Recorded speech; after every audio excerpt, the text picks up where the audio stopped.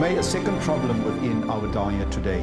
Again, let me just recap. 38 million people every year that die as a result of preventable diseases. They choose to put unhealthy stuff into their petrol tank. The sports car is not well taken care of. The second one is refined and processed foods. There is a video clip that we are going to let our listeners look at a little bit later on, but just give us a quick insight into refined and processed foods and why they are so dangerous to our health.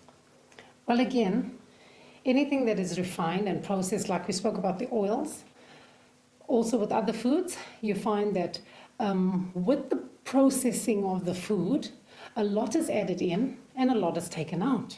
And very often the good is taken out in order, for one thing, to preserve the shelf life. All right. So if you would take a grain of wheat, for example, when a grain of wheat goes through processing, the outer shell is removed, and that basically contains the bran, the wheat germ, and that's where the nutrients are. And lots of minerals and vitamins on the Correct. outside. Correct. So really, basically what you're left with is a bit of endosperm, or the starch. Which is nutrient deficient. Which is completely nutrient deficient. And no fiber. Absolutely. And then people have tried, because studies showed that people low in certain nutrients that are found in whole grains became nervous, they became anxious, they became depressed.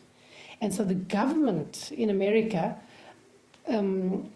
legislated that these fibers or these grains become enriched through another process where they put back some of the nutrients, but it was not in the correct quantity, it was not in the same way that it had come from the Creator. So the food is then fortified, but it does not have the desired effect on the health to replace what has been removed in the first place or eliminated in the first place. Buying bread can certainly be confusing. So what's the difference between wheat bread and white bread? Well, it partially depends on how it's milled. To make white bread, wheat is usually passed through steel roller mills. These remove the grain's outer shell, the bran, as well as the germ at the center. What's left is the endosperm. The nutrients in wheat grain are mainly found in the bran and the germ, the very parts removed in commercial milling. So that's what white bread is. Wheat with basically all the good stuff taken out. Right? So let us try again and stick as close as possible to the whole. Because once any food is processed or refined, it becomes nutrient deficient. And then we don't get the necessary nutrients into our cells so that we get some good vibrance and health. Another thing that is compromised when we eat refined grains instead of whole grains is the fiber. And fiber is such an important part of the food, because the fiber helps to keep the body clean. The fiber is like a broom. If I could liken it to a broom, it sweeps the digestive tract clean and it keeps everything in good working order. So fiber, very, very important, all lost when things are processed. Would you agree that fiber is also important when it comes to release of sugar into the bloodstream? Absolutely, absolutely. That's another reason diabetics should only have whole grains, brown rice, brown basmati rice, whole wheat bread, and so on, because that fiber, bread is a carbohydrate, rice is a carbohydrate.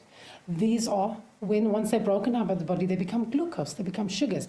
So, however, if it is a whole grain that you've eaten, that fiber tends to hold on to the sugar and keep it so that it is released slowly into the blood. All right. And when it's processed and refined, it causes a sugar spike. Absolutely. And that is why diabetics especially are encouraged not to eat processed carbs, yes. Like your pasta processed, your white breads, etc., but stay as whole as possible. This is an encouragement for us to stick as close as possible to God's original plan for us in what we eat, yes. That it should be the whole and yes. Not the refined or the processed. It reminds me of the verse in the Bible that says, What God has put together, let no man put asunder. We Right. pay for it with our health in the end. Good point. World Health Organization this morning has classified processed meat such as bacon and sausage as carcinogenic, directly involved in causing cancer in humans. Processed meat is clearly linked to an increase in cancer. Hot dogs or bacon could be just as dangerous as smoking cigarettes. The World Health Organization had looked at over 800 studies from 10 different countries, finding a direct link to consuming processed meat and cancer. Just one serving of deli meats daily increases your risks of colorectal cancer by 18%. I had no idea that what we ate affected cancer rates, but I never felt like I had eaten a lot of processed meats until I realized that processed meat includes hot dogs, bacon, sausage, salami, ham, pepperoni, cold cuts, and deli slices, basically everything I grew up eating. The World Health Organization classifies processed meat as a Group 1 carcinogen, the same group as cigarettes, asbestos, and plutonium, and classifies red meat as a Group 2 carcinogen. Was this like I had essentially been smoking my entire childhood?